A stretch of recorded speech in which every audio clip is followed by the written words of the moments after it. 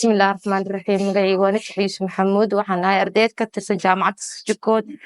waxaan maanta halkan u joognaa inaan caawino ardayda Sinterklayska maanta u fariisanaysa siiba ku galaysa ardayda jaamacadda Sijkood